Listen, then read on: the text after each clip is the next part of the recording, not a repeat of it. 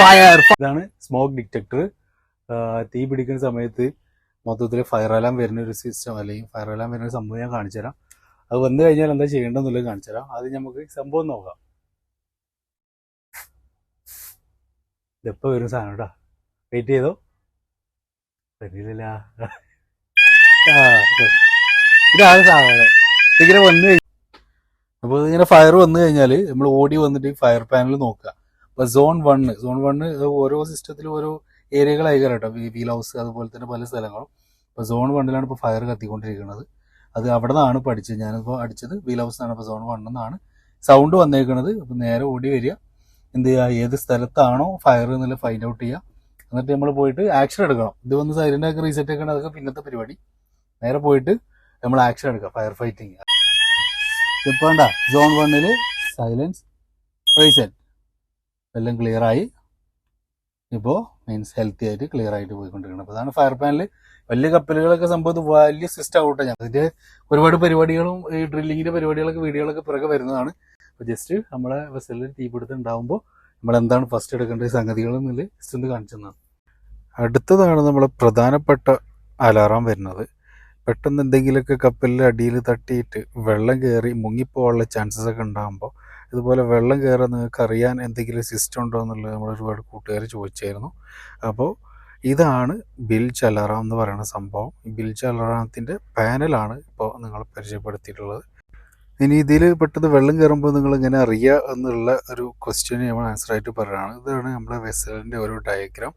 ഇത് ഓരോന്നും ഓരോ പാട്ടായിട്ട് തിരിച്ചേക്കണതാണ് കപ്പലിൻ്റെ താഴത്തെ ഭാഗത്ത്. എന്ന് വെച്ചാൽ വെള്ളം നിൽക്കുന്ന ഏറ്റവും ബോട്ടം ആ ഒരു ഭാഗം ഉണ്ടല്ലോ, ആ ഭാഗം പാട്ടായിട്ട് ഇത് സ്റ്റിയറിംഗ് റൂം, അത് എൻജിൻ റൂം, അതുപോലെ തന്നെ ടാങ്ക് റൂം, ഫോർവേഡ് ടാങ്ക്, അതുപോലെ ഇങ്ങനെ സെപ്പറേറ്റ് ആക്കിയിട്ട് ആണ് വെച്ചിട്ടുള്ളത്. എന്ന് വെച്ചാൽ ഇപ്പോൾ ബാക്കിൽ എവിടെയെങ്കിലും ഹോൾ വന്നിട്ട് വെള്ളം കയറുകയാണെന്നുണ്ടെങ്കിൽ ആ ഒരു പാർട്ടിൽ മാത്രമേ വെള്ളം കയറുള്ളൂ. അപ്പോഴേക്കും നമുക്ക് അതിൻ്റെ ഒരു പ്രിപ്പറേഷനും കാര്യങ്ങളൊക്കെ എടുക്കാം. ഇനി ഇത് എങ്ങനെയാണ് വർക്ക് ചെയ്യണം എന്നുള്ളത് ഞാൻ കാണിച്ചു തരാം. അതിന് മുമ്പായിട്ട് നമ്മൾ എൻജിൻ റൂം ജസ്റ്റ് ഒന്ന് നിങ്ങൾക്ക് എവിടെയാണ് അതിൻ്റെ വെള്ളമൊക്കെ വരുന്നത് എന്നുള്ളത് ജസ്റ്റ് ഒന്ന് കാണിച്ചു തരാം അതിൽ. അപ്പോൾ ഈ ബിൽജ് അലാറാം വരുന്നത് ഇതാ, ഇതിൻ്റെ താഴത്തു കൂടെ ഒക്കെ എന്തെങ്കിലുമൊക്കെ എവിടെയെങ്കിലൊക്കെ അപകടം സംഭവിച്ചിട്ട് ഹോളൊക്കെ വന്നു കഴിഞ്ഞാൽ ഇതിലിങ്ങനെ വെള്ളം നിറഞ്ഞ് മേലേക്ക് എത്തുമ്പോഴേക്കാരം നമ്മളറിയാം.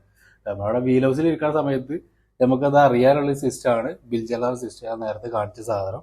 അപ്പോൾ അതുപോലെ തന്നെ ഒന്നില്ലെങ്കിൽ ഇതിൻ്റെ താഴത്ത് വല്ല തട്ടിയിട്ട് ഹോള് വന്നിട്ട് വെള്ളം നിറയുക, അല്ലെങ്കിൽ ഇതൊക്കെ സീ വാട്ടറിൻ്റെ ലൈനുകളാണ്. സീ വാട്ടർ ലൈൻ എന്ന് വെച്ചാൽ മുന്നത്തെ വീഡിയോയിൽ നമ്മൾ പറഞ്ഞിട്ടുണ്ടായിരുന്നു, സീ ചെസ്റ്റ് വഴി സക്ക് ചെയ്ത് വെള്ളം എടുത്തിട്ട് അതിൽ നമ്മുടെ ഈ ജനറേറ്ററും എഞ്ചിനൊക്കെ കൂൾ ചെയ്യാൻ വേണ്ടിയുള്ളൊരു സിസ്റ്റമാണത്. അപ്പോൾ അത് വഴി വരുന്ന വെള്ളം ഇവിടെ ഹോസ് പൊട്ടിക്കഴിഞ്ഞാലും കടലിൽ നിന്ന് നേരെ ഡയറക്റ്റ് വരുന്ന വെള്ളമല്ലേ, അപ്പോൾ അത് നേരെ ഇതിൽ നിറയാനൊക്കെ സാധ്യതയുണ്ട്.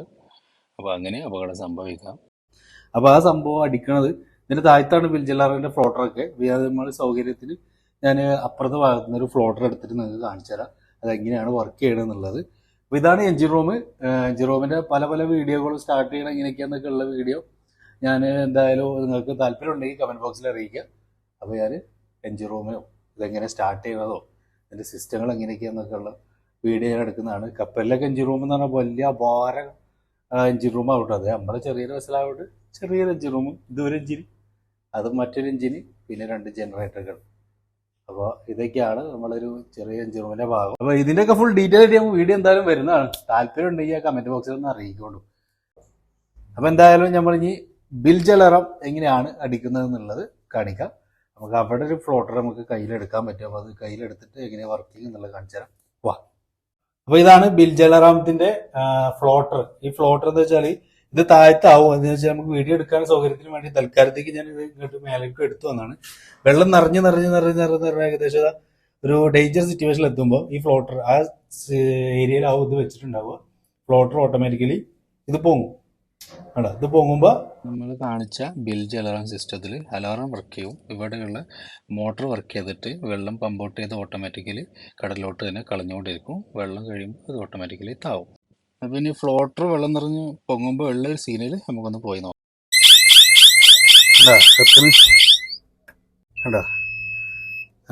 സ്റ്റിയറിംഗ് റൂമിലാണ് ഇപ്പോൾ സംഭവം കത്തിയത്.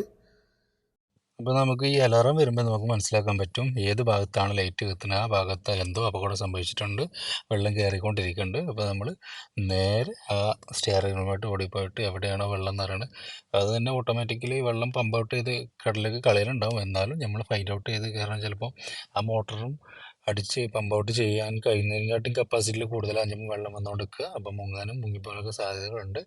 അപ്പോൾ നമ്മൾ ഇതിന് വേണ്ട പ്രിക്കോഷൻസ് ഒക്കെ എടുക്കും. അപ്പോൾ അതിങ്ങനെയാണ് നമ്മൾ ഓരോ പാട്ടായിട്ടാണ് തിരിച്ചിട്ടുള്ളത്. അപ്പോൾ അതുകൊണ്ട് പെട്ടെന്ന് മുങ്ങിപ്പോകാനുള്ളൊരു സംഭവം നമുക്ക് ഒഴിവാകും. കാരണം എഞ്ചിൻ റൂമിലോ അല്ലെങ്കിൽ സ്റ്റെയർ റൂമിലാണെന്നുണ്ടെങ്കിൽ ആ ഒരു ഭാഗത്ത് മാത്രമേ വെള്ളം കയറിക്കൊണ്ടിരിക്കുകയുള്ളൂ. അപ്പോൾ നമുക്ക് ആ ഭാഗം മാത്രം ക്ലിയർ ആക്കിയാൽ മതി, ബാക്കിയുള്ള ഭാഗം നമുക്ക് നോർമലായിട്ട് പോവാം.